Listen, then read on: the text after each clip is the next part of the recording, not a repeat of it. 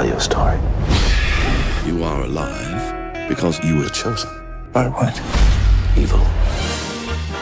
I'll tell you what, the last time he was on the show, he rang in and scared the bejesus out of us. Now he's in the studio. We're very excited because The Mummy is out cinemas June 8. It is the magnificent Russell Crowe! Good morning, Sydney. Oh, there's the voice. You know what's great? You rode your bike in. I thought you were going to get caught in the rain. I did. You did you? Yeah, not too much, but it just started just as we were going through Woolloomooloo and up to the city. No, you don't mind the bike, do you? You do a bit of bike I like work. the bike. That's mainly, I ride a bike because about around the time of Cinderella Man, my Achilles tendons and a few other really important things decided to give up, because I'd been abusing them. The joke I make is that I've been picking up injuries since 184 AD.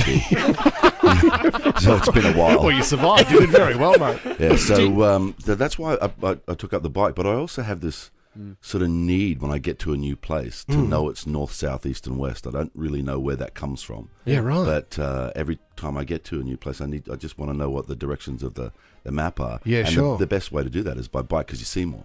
Yeah, than if you're good driving point. around. Did you have a BMX as a kid, Russell? I didn't. I never entered into that world. Wow. I had a gold Malvern Star dragster. Oh, I'm older than you think, mate. Yeah. Mate, I had the 3 gears and the sissy bars. Oh, did you? Dude. Yeah, sure.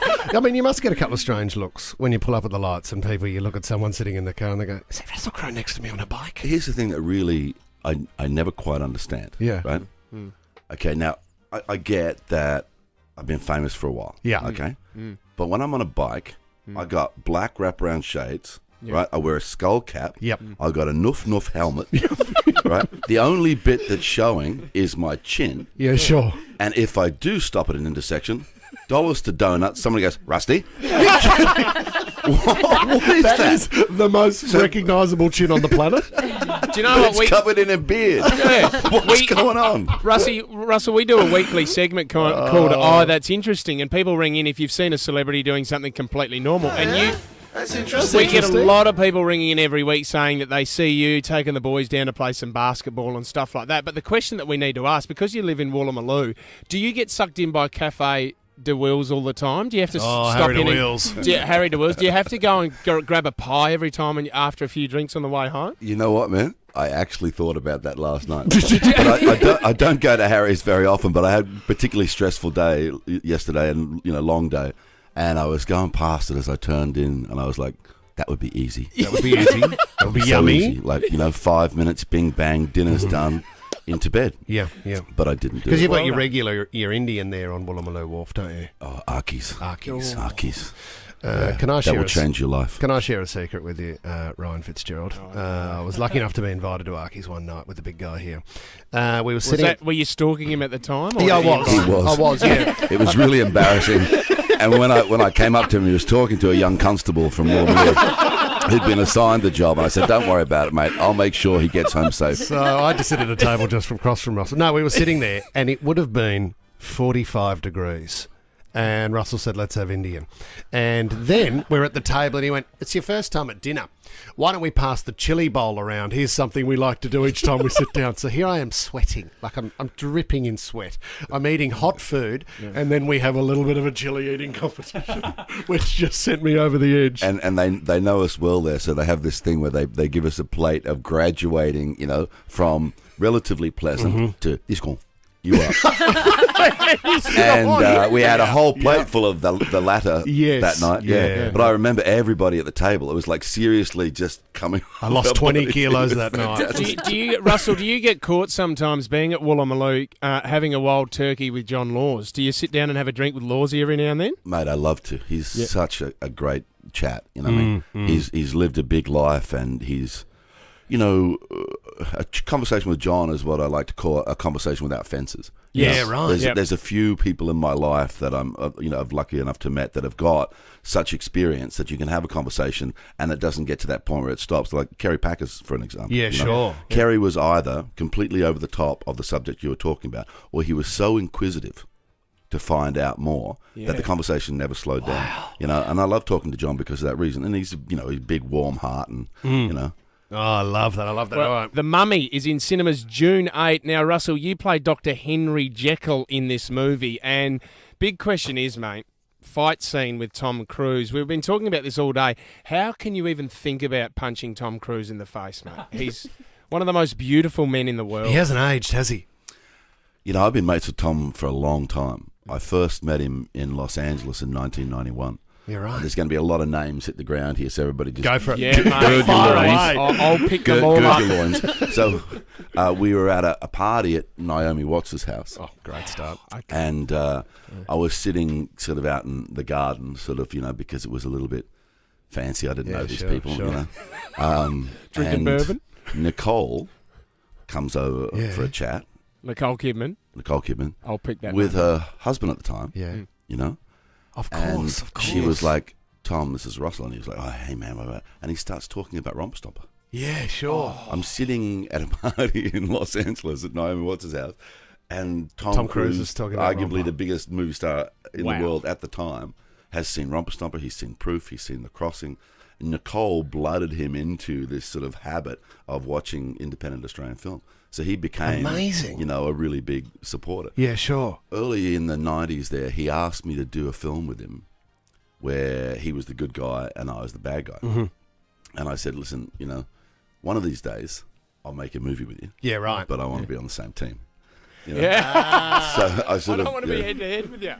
And you waited until 2017 to do that movie, Russell, which is The Mummy. Yeah, but, it gave us the opportunity to do something that we both really enjoy. I mean, I haven't actually seen the film, so you got me at a bit of a disadvantage. It's okay. It's good. I'm It's great. assuming the fight sequence is okay. It's great. It's huge. Cool. But the thing is, That hurt. did it really? Because That hurt a lot. That's what I wanted to ask. Because how physical does it get? I mean, there's a lot in That's it. 100%. Is it really? That's me and Thomas making a decision at the beginning saying, shall we do this? And off we went. No way. Well, we just had this thing that, like, if we're going to have a confrontation, there's going to be a certain percentage of the audience that has to be a big thing. Yeah. If we're going to Because I thought you would just film it in little bits, like I'll get him in a headlock, and if we speed that up, it'll look like a fight, right? And then we'll just roll through this slowly, and I reckon we can make it happen. He just doesn't work that way, man. He does wire work in that fight. I throw him through a glass thing, backwards. But the joke I like to make with this is because we've used some standard boxing moves, we've used a bit of martial arts, and then at the end I backslam him with a rugby tackle on the table. We drew from all of our experiences with a Sammy Burgess tackle. Hey, talking of Sammy Burgess, we had him on recently because there's a lot of whispers going around that Ridley Scott is thinking about bringing out a sequel to Gladiator, Gladiator 2. Have you spoken to Ridley about it? Are these ridiculous claims, or could it be on the cards, Russell? Look, the thing is, Ridley and I have actually talked about that continuously. So to say that we haven't, or it's a surprise that it's on his mind, it would be BS, But, we have that slight little problem of me dying in the first one. Is there a way around that? Well, the thing is, he believes there is, and I think he currently feels now that he has license to be as bold as he wants because he's an older man and you should just shut up and watch his movies. Yeah, I agree. He's got a little bit of that going on at the moment, and look, mate, I love working with Ridley. There's nobody I have more fun with on a movie set than Ridley Scott. So, if it comes up, but I really think that story is really one of those things that just catches fire. He's doing press for Alien. Yeah, sure. Somebody brings it up. The one time out of 400 he deigns to give an answer, bites him on the arse. Now he has to talk about it on every red carpet. And I can see from his grumpy face when he's on the red carpet, he didn't have a plan. He wasn't outlining something that he's working on. He was just responding to a question. Because I thought he said he had come up with a way to get past the fact that Maximus dies. Well, over the years, we've come up with a lot of different ways, Can we just sign off on it, mate? Because we'd love to see you do it. Gladiator 2, coming soon. But he's doing this shaming thing at the moment. He's going, well, I'd like to, but Russell's out here, and I need him to be here. Russell, and look, we're not going to ask you, but do you still know majority of the lines from the Maximus Decimus Meridius, the famous quote? I absolutely guarantee you've seen this movie way more than I have. I reckon I would have too. I've seen it so many times. The thing is, it's kind of like a little bit like Pavlov's dog, though. Once, and those sort of things. I would think that I don't remember something, but if like I heard a couple of words, the entirety of the rest of the speech would just come out of a file straight there. It's like, Russell, do you want to have a bit of a chuckle? Because you know the big fella over here, he's been impersonating you for a few years. I've tried. Yeah. And the thing is, now I can see how close you are to the fish market, so I realise why the quality of that comedy has been in a certain way. Hang on a minute. It's the same smell. Hang on a minute. That's not why you're in here. No, because what I needed to bring up, when Les Mis came out, the movie, we got to sit down with Hugh Jackman, and, mate, he sat with Hugh Jackman, and he went into your character. He went into Valjean, and he acted out the scene with Hugh Jackman. He wanted to be you so much. We've actually got audio of Wippa singing with Hugh Jackman. Have a listen to this. Men like you will never change. Men like there is a me duty will I'm never sworn change. to do. No. You know nothing 2, of 4, my 6, life. or 1. You would sooner melody see would be good. Duties to the law. You My duties to the law. Sister so one. Now But the not before wheel I has see turned this around. justice Jean Valjean is nothing now. If you can see the face that Russell Crowe is pulling right now. wow. It's like he's just That was so courageous. courageous. Good feedback. You're brave, aren't you, little buddy? I went for it. I really went for it. Russell, is it true that you originally offered Wolverine before Hugh? Yeah, Brian, that director of that was a friend at the time, and he was really putting some pressure on about that. Mm-hmm. So you could have been Wolverine. If you remember, Maximus has a wolf in the centre of his carafe. Yes. And he has a wolf as his companion at the beginning of the film, you know, which I thought was going to be a bigger deal. Right. So I said no, because I didn't want to be, you know, Wolfie the general, Wolf guy. and then Wolfie the other bloke, and then now I'm Mr. Wolfman. It's like I can only do movies that have something to do with wolves. And you Dances could with have done Wolves. Dances with Wolves. However, you Kevin know, Costner. the remake, yeah. Kevin Costner and Russell Crowe in Dances with the Wolves. Yeah, and anyway, so it didn't feel right at the time. Plus, I hate to say this out loud, but I've never been a comic book sort of person. Right. Yeah. I like books with lots of words, Yeah. you know. But you like I got over reading army comics. Yeah, sure, You know, the little one, you know, sure. where the Germans would always say "Donner und Blitzen" when I was about 9 or 10. You know. But yeah, so I just didn't know the world. Did you chip You know? Hugh Jackman into it? Yeah, I did. Right. I did, because he showed me a piece of artwork. Yeah, you know, right. And I went, well, mate, you know, you Go should and check check. out this guy. And those conversations took place over a number of social Yeah, occasions sure, where sure. he was still sort of pushing it towards me. And then he actually saw some footage from Gladiator, and he went, you know what? I know what you're talking about. Yeah, You know, right, 'cause he that got it. symbolism. However, when Ridley was cutting the movie, Mm-hmm. it was inconvenient to keep the dog alive. So dog gets whacked first couple of scenes, never see it again. Yeah. The whole wolf thing and the It's fact that I'm gone. wearing wolf teeth around my neck, nobody ever mentions it. Moving right along, you know. You just can't control these This things. is great. Okay, all right. Now we need to move on. We want you to stick around because we need to talk about your music as well. You're involved with something at the moment called Indoor Garden Party that a lot of people are asking about. So we're going to ask you a bit more about that. Can you stick around a bit longer, Russell? Might as well. Well Perfect, done, mate. perfect. Sydney's Fitzy and Wippa. Nova. Russell Crowe has stuck around, and we were lucky enough, Russell, you came along to the Opera House for Nova's Red Room that night to see Ed, and Wippa and I, still one of the biggest regrets of our life. It's hard to talk about, to be honest. When we went So home. soft. Yeah, it was unbelievable. Soft. Well, we had to be up at 4 o'clock in the morning. Yeah, You well, so said- did Ed, mate. Ed was on Sunrise that morning singing. What do you guys have to do? Push a button and say, "Oh, Matt, please take over." How dare you? How dare you throw a bit of honesty into the situation? But how did Is this thing on? how did that friendship with Ed start? How did you guys become mates? Well, just through people that we mutually know to start with, and he was on tour here and he was getting a bit burnt out, so he came up and stayed at the farm. for Oh, a couple of great. days and just got some sleep. You know. Yeah, sure. And then we just, became conversational mates, and he has subsequently gone back to the farm with his fiance for more time and stuff, But that night in Sydney, he's going like, "I've got this big tour coming up, right?" Yeah. because I can't do this thing where I'm like on water. You know, I've got to be able to have a drink after the show. It's sort of like, you know, help me relax and everything. Wind but down, I can't be doing 5 or 6 beers a night because you know, it's going to be like I'll be twice the man after the tour. You know. Yep. And so I said to him, look, this is what I've been doing lately, you know. So I showed him I got a water jug. In fact, I took all of the things that I needed to show him backstage. Right? I turned up with eskies and stuff, you know, because I just wanted to do it the right way. So here's the jug, full to the top with ice. Take your bottle of Silver Patron and empty the entire contents over the ice. And now you wait. And he's like, what do you mean? I said, just wait. You got to give it like 10, 15 minutes. Yeah. So we can't have a drink now. So just wait. Just wait. Cool. Patience. So we had a little, you know, wait. I put a little bit of passion fruit on top, right? Stir it around, right? Then I take that mixture, pour it over fresh ice, right? And a little touch of water. Okay. So now you've got the ice has sunk into the tequila, right? You've actually added fresh water as well, and you've got fresh ice. So there's a large amount of water in this. And when he sips it, he's like, "Oh wow, that's really light and it's refreshing, and you can do 2 or 3 of those." I said, So we proceeded to actually knock off the entire bottle of tequila, right? But he's texting me at 5 o'clock in the morning on his way to Sunrise, going, "I feel fine. You know, I got a few hours sleep and everything. You know, what's the secret?" And I said, "Mate, it's the water." Right? Because you're hydrating as you're drinking, so you can have a little bit of a drink, but you're not going to get the killer hangover, you know? And now he's an alcoholic again.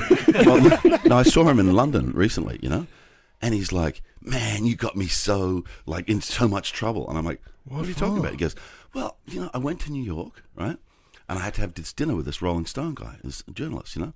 And he said, "So what would you like to drink?" And he goes, "I'll show you. This drink that Russell Crowe taught me." He goes, and it took him a while to find the passion fruit, but, you know, I'm pouring the tequila, right? The same amount, you know, as you poured, right? And putting the passion fruit on top, and he's drinking it straight. So he's having 4 or 5 ounces of tequila per glass. No! So he thinks, you know, he's had a normal night. He wakes up the next morning, speaks to his security bloke, Kev, you know, good man. Yeah. He goes, "You know, last night was pretty good. I feel a bit rough and everything." Kev was like stony-faced. He's like, "What's wrong?"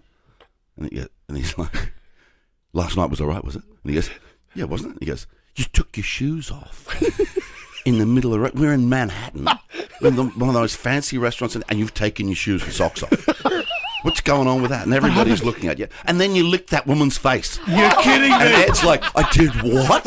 And he's You're like, kidding me. for the first time in his life, he's experienced like this 3-hour blackout. And he's going, "What did you do to me?" I said, "Well, did you pour it over ice?" Did I what? Did you add water? Did I what? Listen, Edward. Edward. The principle. This is your father's The principal piece of wisdom I was passing on to you is the hydration aspect. So stop licking faces, Ed Sheeran. I think the best thing about that story is Russell Crowe rocking up to the Sydney Opera House with an esky and getting in. Russell, let's talk music. Let's talk Indoor Garden Party. What have you put together? Because you've been working on this for a while, haven't you? Yeah, this comes out of, you know, I started writing songs with a guy called Alan Doyle in 2004. He's from Newfoundland and Canada. He's like a folk hero who was in a band called Great Big Sea, and they had a lot of success over a period of 20 years, And so, you know, through writing together, and I've actually got a couple of gold records from Canada as a songwriter for songs I've written for his records. Yeah, great. So we just would do these shows together, you know. It would just be me and him and acoustically, and we'd just bring on guests, you know. And over time, some of those guests became kind of really important to the show and like a permanent fixtures. So Indoor Garden Party is 5 people. I live in Sydney. I live in Australia. Yep. Scott Grimes lives in Los Angeles. Yep. Alan Doyle lives in Newfoundland. Samantha Barks lives in London. And Carl Falk lives in Stockholm. That's a big Skype session. Rehearsals are a bitch. You know? But the thing is, we get together in a cyclical thing. And it's been amazing for me because, you know, Scotty and Samantha and Alan, they're incredible singers. So I get to write songs that are expressed in a different way, in a way, kind of like in a perfect way. Yep. You know what I mean? So, and that's the benefit for me. I mean, really my job in this band as such is the principal lyricist. That's what I do. Yep. You know, but the shows and the album as well, it's Indoor Garden Party, the musical, it's up for pre-order now on iTunes and it comes out on June 16th. Great. But the thing about this, you know, album is it doesn't play like an album. It plays like a playlist. Yeah, sure. Because each, you know, voice comes up and it's sort of like, you know, you go shift to a different individual place. tracks. But that's how the shows are.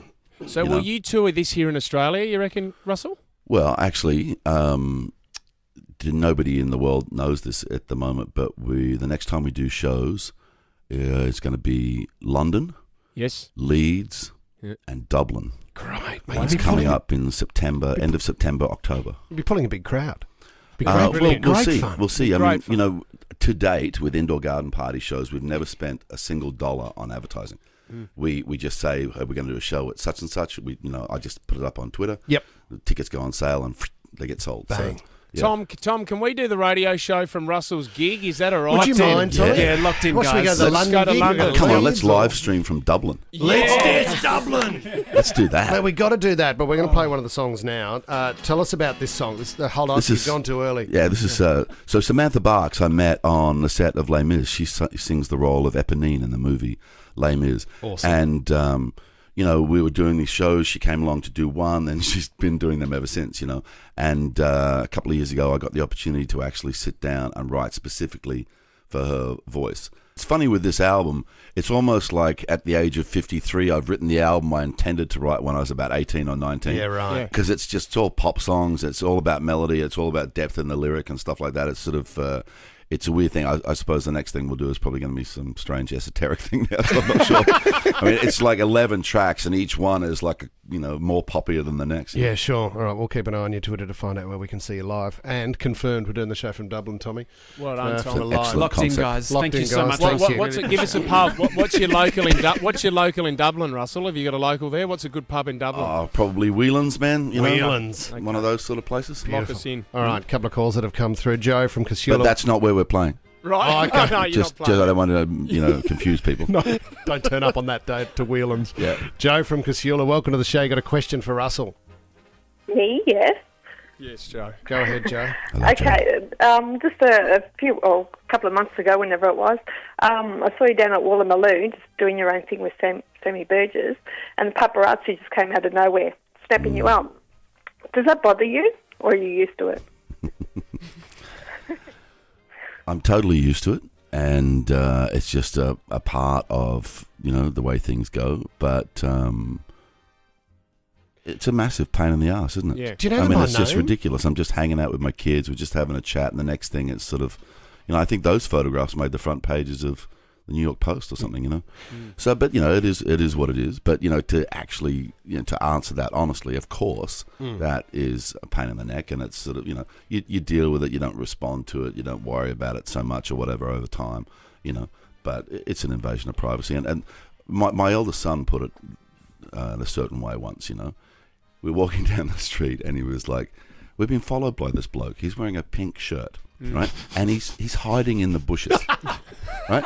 Unless he's the biggest frickin' flower you've ever seen in your life. I mean, it's like, dude, you got a pink shirt on, right? The whole hidey thing is not working for you At all. right? Get some camouflage gear, maybe, Anyway, so he's running down the street and he's making an ass of himself. And my eldest said, "Look, I understand that you're famous, but why do I have to put up with this?" Good question. Yeah. Great Have question. they become It's so used to uncool. it? You got two great boys, Charles and Tennyson. We love those boys. Have they become used to it over their lives, Russell? Yeah, I've done as much as I can as they grow older to dial down those things. You know what I mean? So I don't really have as public a life as I once did, and blah blah blah. Yep. And they handle it very well. They're both quite mature, but they're more mature about it than I am. But the thing is that simple invasion of their own privacy. In England and a few other very sensible countries, you're just not allowed to photograph the children of celebrities. You cannot get any. You're just not allowed to publish them, and it just seems very sensible. Yeah, absolutely. Hey, Joe, got a couple of tickets to the premiere of The Mummy, which is happening on Monday night. Congratulations, Can you Joe. make it on Monday night, Joe? Well, where is Joe? We got Joe Joe's there. gone. Oh, no, Joe's there. Joe, can you make it Monday night? I will. Have you got a nice will. frock? Have you got a nice frock? Pardon? Have you got a nice frock? Of course I've got a nice frock. Did you want to Good. buy Do me a you new have? one? Jeez, Joe. You just got the tickets, Joe. No, I don't. But you can borrow some of Wippa's clothes. Do you have a significant other? Do you have a husband or a boyfriend or a? I have a husband. Okay. Just one. Do you want to take him or do you want to take somebody else or? Well, I might take my daughter, maybe. Oh, lovely idea. Wow. Take that, hubby. Yeah. Hope he's not listening. What time in the morning is it? It's pretty early to get a kick in the nuts. Thanks. All right, Kiara's also given a call from Liverpool. You've got Russell Crowe on the line, Kiara. What would you like to ask? Good morning, guys. Good morning, Russell Crowe. How are you? I'm good, love. How you doing? Good, thank you. I just wanted to ask what you think your most important role has been. So when you say the word important, what does that really mean? Important to me personally? Yeah, important to yourself. So what you think your most important role has been in your career? I kind of have a group of movies that I really like, but the one that will kind of remain forever in my heart is a movie called Cinderella Man. Yep. Mm-hmm. Yep. It's about the boxer James J. Braddock and set in the 1930s. And there's just it was just a weird thing with that particular character. Every story I heard about him, I fell in love with him, the real man, a little bit more, you know. Yeah.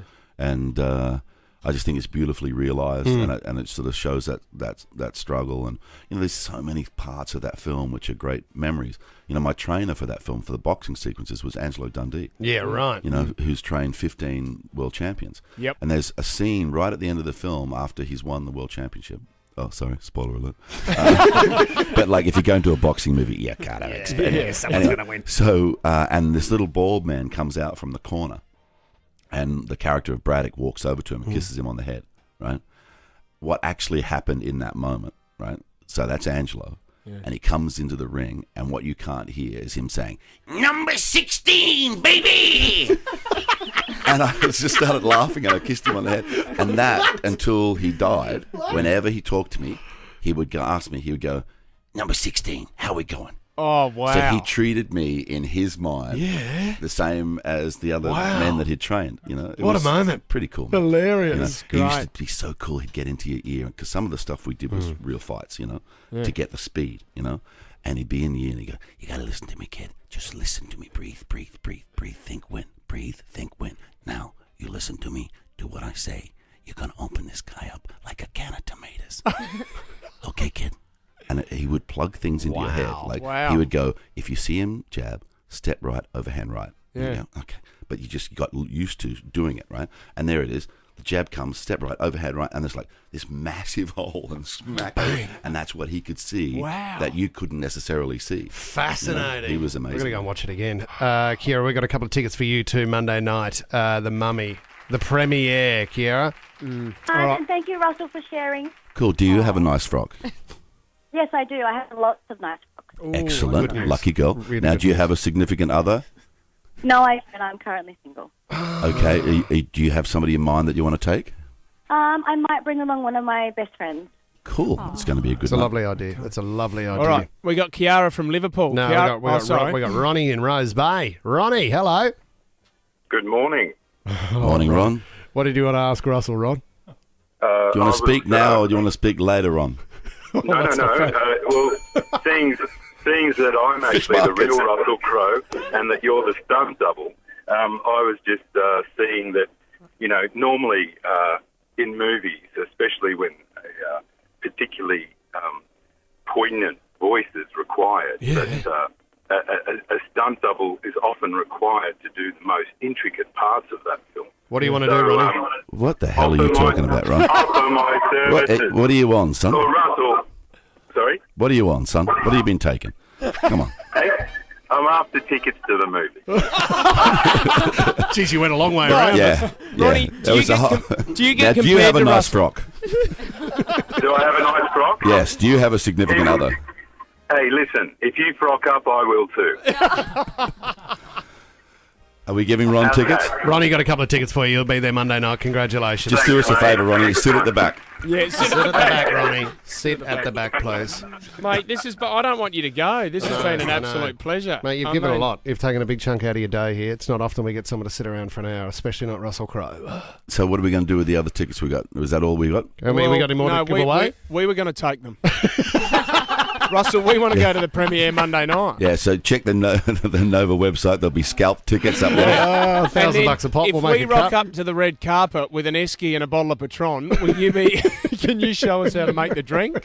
let's do it after the movie. Oh, we'll be able to sit down, and that way we can spend the time it takes for the water and the tequila to infuse and then we'll call soften. Then we'll call Ed Sheeran and go, mate, just making sure you got your technique right as he wakes up with another hangover. Mate, great to have you in here. Thanks so much for sharing time and stories. Good to see you, buddy. Cool, man. Sydney's